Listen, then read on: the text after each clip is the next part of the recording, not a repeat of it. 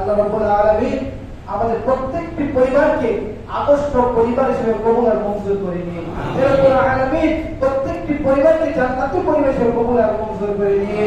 রব্বুল আলামিন সকলকে কোরআন এবং সুন্নাহ অনুযায়ী আমল করার মতো তৌফিক দান করে দিয়ে রব্বুল আলামিন আমাদের পিতা মাতা আত্মীয় স্বজন দাদা দিদি নানা নানি পাড়া প্রতিবেশী সারা বিশ্বে যত মুসলিম মুসলমান নরনারী কবর শহীদ হয়েছে আমরা প্রত্যেকের জন্য দোয়া করছি আল্লাহ রাব্বুল আলামিন আপনি তাদের প্রত্যেকের কবর আযাবকে মাফ করে দিন ইয়া রাব্বুল আলামিন দুনিয়া থাকাকালীন যাহা কিছু ভুল ভ্রান্তি করেছে বেয়াদবি করেছে আপনি আপনার গফুর রহমান নামের উসিলায় তাদেরকে ক্ষমা করে দিয়ে জান্নাতুল ফিরদৌস নসিব করে দিন ইয়া রাব্বুল আলামিন আমরা যারা বেঁচে রয়েছি আমাদেরকে প্রত্যেককে নেক হায়াত দান করে দিন আমাদের স্বাস্থ্যের মধ্যে ঈমানের মধ্যে নেক আমলের মধ্যে রুজি রুজির মধ্যে বরকত দান করে দিন